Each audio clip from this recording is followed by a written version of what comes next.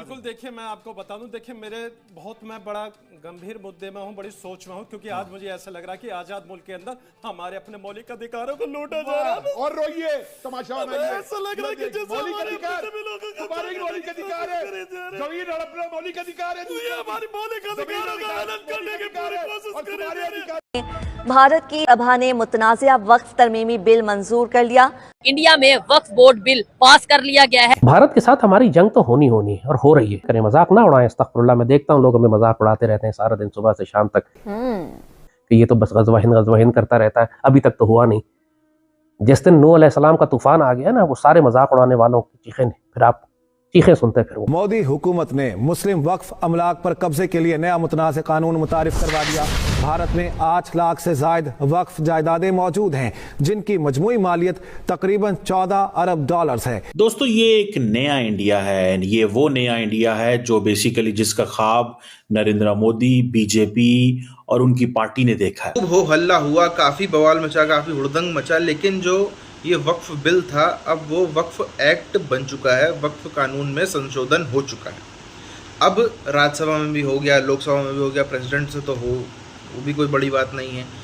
अब चीखते रहे, चिल्लाते रहे, रात में 3-3 बजे तक संसद चलती रही, रात में 3-3 बजे तक डटे रहे कि नहीं हम विपक्ष वाले भागेंगे नहीं, एक वोट भी हमारा कम ना हो जाए। राज्यसभा में तो उनको थोड़ी सी उम्मीदें थी, क्योंकि वहाँ पे मार्जिन बहुत कम था। हालांकि राज्यसभा में इन्हीं के लगभग 15 से 20 मेंबर गायब थे, वरना इनके पास में लगभग अपोजिशन के पास में 114, 115 ऐसे कुछ में संख्या है, और बीजेपी के पास में मात्र 8 या 7 या 8 ही ज़्यादा नहीं है एनडीए के पास में।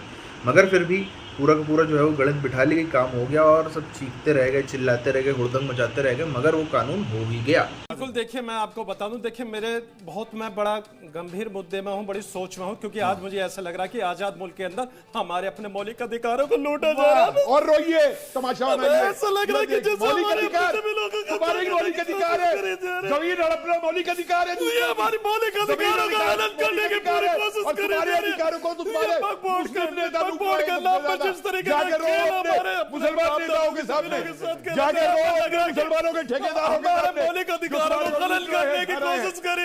आजाद मुल्क को हमारे बाप दादों ने इसीलिए आजाद कराया था ताकि हम चैन के साथ यहाँ पे जी सके, लेकिन जिस तरीके से सर ऐसी भाषा का इस्तेमाल ना करें। ठीक है, ये बिल्कुल गलत है। आजाद मुल्क के अंदर हमको ऐसा लग रहा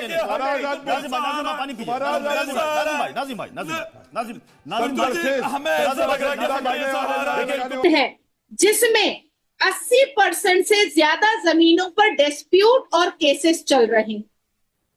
मतलब इसका ये है कि अभी आप कंफ्यूज मत होइए, शक्ल कंफ्यूजन वाला मत बनाइए। समझ नहीं आ रहा ना, मतलब के केसेस चल रहे हैं, यानी अगर वोट भी है तो फिर केसेस चल रहे हैं, इसका मतलब कब्जा वगैरह का इशू जो मुझे मतलब समझ आता है। क्योंकि आजादी के वक्त में जब उनके पास कुछ एकड़ जमीन थी जो छोड़ी हुई थी, उसको उन्होंने कब्जा कर करके 9, क्योंकि 20% तो उनके पास थी वक्फ बोर्ड की जमीन, जो वाकई में नेहरू के जमाने में और ब्रिटिश ने और जो पाकिस्तान चले गए थे मुसलमान, उन्होंने उनको वक्फ किया था, उनको डोनेट किया था, वो उनके पास जायज जमीन है। लेकिन कब्जा करने का सिलसिला कैसे स्टार्ट हुआ ये मैं आपको बताना चाहती हूँ।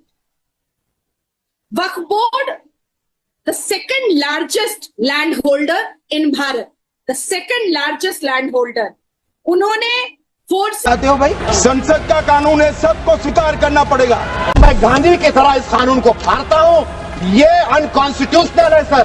असंवैधानिक काम तो उन्होंने किया है जो बिल फाड़ने का काम किया है। आज मैं पूछना चाहता हूँ, आज किस लिए बिल फाड़ दिया?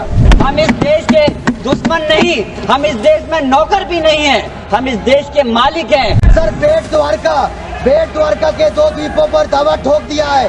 क्या भगवान कृष्ण से पहले इस्लाम धर्म आ गया था क्या?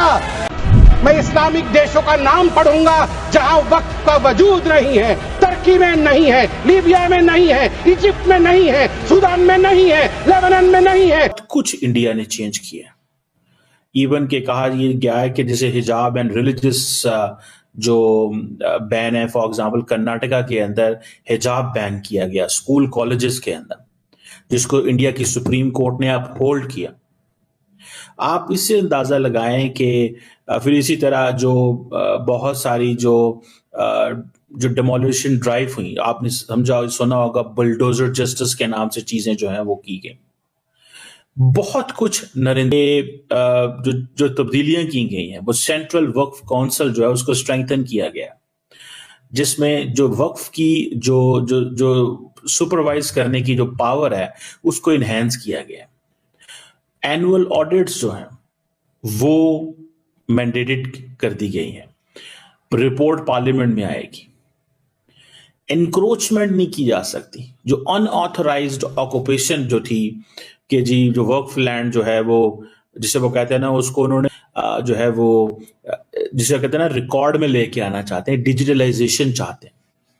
इसी तरह ये समझ लें कि जितने भी जो वक्फ प्रॉपर्टीज हैं वो उसका जो पब्लिक जो डेटाबेस है वो मेंटेन किया जाएगा।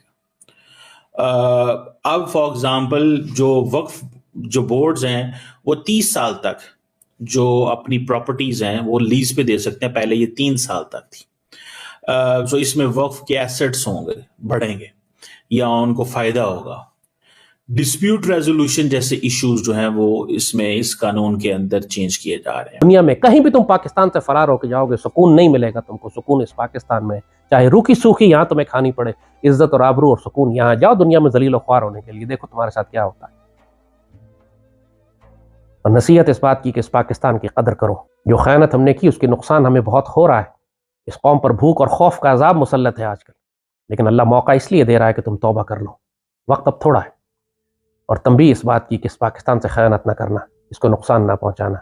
जिसने पाकिस्तान को गाली दी या एक ईंट भी इसकी उठा के नुकसान किया और तबाही की, फिर दुनिया और आखिरत में उस जिल्लत और रसवाई उसके नसीब में। अल्लाह माफ़ होगा। इस तरह अपने आप को हलाक ना करवा लेना। अपनी नीयतें पाक रखो और जो तुम्हारी इस्तात है उसके मुताबिक इस पाक सरजमीन की हिफाजत करो, इस पाक फ़ौज की हिफाजत करो। कल बहुत बड़ा तसादुम होने वाला है और यही पाक फ़ौज तुम्हारी इज़्ज़त और आबरू की हिफाजत के लिए अपने आप को शहीद करवा रही होगी। अल्लाह हमें ये सादत नसीब फरमाए कि हम ग़ज़वा हिंद में जाके दोबारा एक मरतबा दिल्ली फ़तह कर सकें, ये चमन फिर मामूर हो नग़्मा तौहीद से। अल्लाह हमें इजाज़त अता फरमाए कि हम ग़ज़वत शाम में जाएँ और बैतुल मक़दस शरीफ को आज़ाद कराएँ। और वक्फ बिल जो कि अब वक्फ कानून बन चुका है, जो कि अब वक्फ एक्ट बन चुका है, जिसमें पूरी तरह से कानून तो पहले भी था, अब जिसमें संशोधन हो चुका है, वो बहुत ज़्यादा परेशान कर रहा है लोगों को। और इसमें कोई नई बात नहीं है कि जो हर स्टेट का वक्फ का प्रमुख होता है, वक्फ बोर्ड का चेयरमैन होता है, वो कितना पावरफुल होता है।